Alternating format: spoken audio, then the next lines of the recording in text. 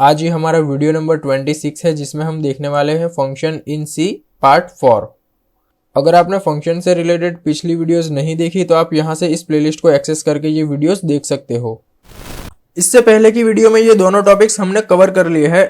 अब हम देखते हैं विथ आर्ग्यूमेंट्स नो रिटर्न इस नेचर का फंक्शन किस तरह से बनता है। तो मैं अपना कोड ब्लॉक्स ओपन कर लेता हूँ और यहाँ पर मैं इस फंक्शन को बनाता हूँ with arguments and no return. तो मैं क्या करता हूँ, दो वेरिएबल यहाँ पर बना लेता हूँ, इंट ए कॉमा बी। फिर मैं यूजर से वैल्यू इनपुट करवाऊंगा print F enter first value scan F percentage D comma address of A. ठीक इसी तरह से मैं यूजर से दूसरी वैल्यू भी इनपुट करवाऊंगा जिसको मैं वेरिएबल बी में स्टोर करवाऊंगा। अब मेरे पास दो वैल्यूज है जो यूजर ने इनपुट की है और मैं एक फंक्शन बनाता हूं जो with arguments no return nature का होगा। अब मुझे एक ऐसा फंक्शन बनाना है जो इन दोनों वैल्यूज को जो यूजर ने इनपुट की है दोनों का एडिशन करेगा और हमें रिजल्ट देगा। तो मैं यहाँ पर एक फंक्शन कॉल करता हूँ एडिशन।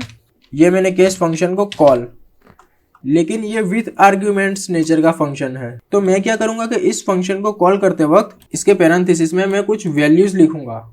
जैसे कि यूजर से मैंने अभी इनपुट करवाया ए और बी, तो मैं यहाँ पर लिख दूंगा ए कॉमा बी। सिर्फ इतना लिख देने से ये फंक्शन बन गया विथ आर्ग्यूमेंट्स। तो इसका मतलब ये है कि जब भी अब मैं इस फंक्शन को डिफाइन करूंगा तो इसके भी पैरेंथेसिस में मुझे कुछ लिखना होगा, क्योंकि विथ आर्ग्यूमेंट्स वाले फंक्शन का रूल ये है कि जो वैल्यूज आपने सेंड की है। अच्छा, यहाँ पर याद रखने वाली बात यह है कि यहाँ पर मैंने ए और बी को सेंड नहीं किया है, ए और बी के अंदर रखी हुई वैल्यूज को सेंड किया है। तो विथ आर्ग्यूमेंट्स वाले फंक्शन का ये रूल है कि जो वैल्यूज मैंने सेंड की है उसको रिसीव भी करना होगा। तो इसको रिसीव करने के लिए मैं यहाँ पर भी दो वेरिएबल्स बनाऊंगा। मैंने लिखा int x comma int y. अब होगा ये कि यूजर ने जो भी वैल्यू इनपुट की है वो ए और बी में स्टोर हो जाएगी।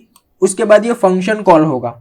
जब ये फंक्शन कॉल होगा तो मैंने ए और बी की वैल्यूज भी सेंड कर दी है। तो जब ये फंक्शन एग्जीक्यूट होगा, एडिशन फंक्शन जब एग्जीक्यूट होगा, उस वक्त ए और बी की वैल्यूज यहां पर स्टोर हो जाएगी। यानी कि ए की वैल्यू एक्स में स्टोर हो जाएगी और बी की वैल्यू वाई में स्टोर हो जाएगी। आप यहां पर इस तरह से एक्स कॉमा वाई नहीं लिख सकते, ये गलत हो जाएगा। आपको दो वेरिएबल डिक्लेयर करने होंगे। आपको यहाँ पर उतने ही वेरिएबल डिक्लेयर करने होंगे जितने कि आपने यहाँ से जितनी वैल्यू सेंड की है। मैंने यहाँ पर दो वैल्यूज अलग अलग सेंड की है, तो मैंने यहाँ पर दो वेरिएबल्स डिक्लेयर कर दिए। और इस बात का भी ध्यान रखना है कि ए और बी इंटीजर टाइप के हैं, यानी इसको रिसीव करने वाले वेरिएबल्स भी इंटीजर टाइप के ही होंगे। अब मैं क्या करता हूँ, मैं एक तीसरा वेरिएबल बनाता हूँ इंट रिजल्ट। और रिजल्ट वेरिएबल में मैं असाइन करवाता हूँ एक्स प्लस वाई और फिर मैं रिजल्ट की वैल्यू को प्रिंट करवा देता हूं सम is percentage D comma result.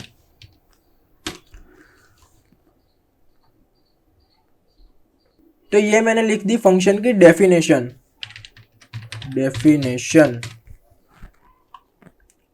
अब मैं इस फंक्शन को डिक्लेयर करता हूं। तो डिक्लेयर करने के लिए मैं यहां पर लिखता हूं void एडिशन। अब यहां पर ध्यान रखने वाली बात यह है कि आपको इस पैरेंथेसिस के अंदर दो बार इंट डेटा टाइप लिखना होगा। अब मैंने यहां पर दो बार इसलिए लिखा क्योंकि हमने दो वैल्यूज को सेंड की है और उन्हीं दो वैल्यूज को रिसीव की है। तो इस फंक्शन को डिक्लेयर करते वक्त मैंने यहां पर लिखा है कि जब भी यह फंक्शन एग्जीक्यूट होगा तो मैं दो इंटीजर टाइप की वैल्यूज को सेंड करूंगा, जैसा कि मैंने यहां पर किया। अब इस प्रोग्राम का फ्लो समझ लीजिए आप। यूजर दो वैल्यूज इनपुट करेगा, वो वैल्यूज जाएगी ए और बी में। उसके बाद ये फंक्शन कॉल होगा। तो जब ये फंक्शन कॉल होगा तो अपने साथ ये उन दो वैल्यूज को भी सेंड करेगा इसकी डेफिनेशन के अंदर। तो वेरिएबल ए की वैल्यू एक्स में और वेरिएबल बी की वैल्यू वाई में। उसके बाद एक्स और वाई का एडिशन रिजल्ट वेरिएबल में स्टोर हो जाएगा और मैं उस रिजल्ट वेरिएबल को प्रिंट करवा लूंगा। अच्छा, यहां पर एक और इंपॉर्टेंट बात, ये फंक्शन है with arguments and no return nature का। तो यहां पर मैं रिटर्न कुछ भी नहीं कर रहा। अगर मैं रिटर्न कुछ भी नहीं कर रहा तो मैं इसको ऐसे ही खाली छोड़ सकता हूं या फिर यहां पर void लिख सकता हूं। मतलब एक ही है, दोनों का मतलब सेम है। मैं void लिखूं या ना लिखूं, ये फंक्शन अभी कुछ भी रिटर्न नहीं कर रहा, तो मैं इसको यहाँ पर void लिख देता हूँ और फिर मैं इसको बिल्ड एंड रन करता हूँ। मैंने लिखा for 6 सम इज 10। तो इस तरह से काम करता है विथ आर्ग्यूमेंट्स नेचर का फंक्शन। मैं आपको एक बार फिर से याद करवा देता हूं कि इस फंक्शन को डिक्लेयर करते वक्त मैंने यहाँ पर 2 डेटा टाइप लिखे हैं। यहाँ पर मैंने 2 डेटा टाइप इस वजह से लिखे हैं क्योंकि जब मैंने इस फंक्शन को कॉल किया है तो इसके अंदर भी 2 वेरिएबल्स की वैल्यू ही है। अगर मैं यहाँ पर a b मान लो कि कोई तीसरा भी होता c, तो मैं यहाँ पर लिखता इंट तीसरी बार और यहाँ पर भी मैं इसको रिसीव करता कोई तीसरा वेरिएबल बना के। आई होप कि आपको ये एग्जाम्पल समझ में आया होगा। अगर आपको कोई डाउट है तो आप नीचे कमेंट सेक्शन में भी पूछ सकते हो। और यहाँ पर आपको एक बात का और ध्यान रखना है कि इसके अंदर जो वेरिएबल्स है इसको हम कहेंगे फॉर्मल आर्ग्यूमेंट्स, और फंक्शन को कॉल करवाते समय मैंने जो वेरिएबल्स लिखे हैं उनको हम कहेंगे एक्चुअल आर्ग्यूमेंट्स। तो कई बार इंटरव्यू में या फिर एग्जाम में कुछ इस तरह के भी क्वेश्चंस होते हैं, लेकिन इतने आसान सवाल का जवाब भी कुछ स्टूडेंट्स नहीं दे सकते। तो ये बात आपको ध्यान रखनी है। कॉल करवाते समय हम पैरेंथेसिस के अंदर जो भी आर्ग्यूमेंट्स लिखते हैं उनको हम कहेंगे एक्चुअल आर्ग्यूमेंट्स, और फंक्शन की डेफिनेशन में हम जो आर्ग्यूमेंट्स लिखते हैं वो है फॉर्मल आर्ग्यूमेंट्स।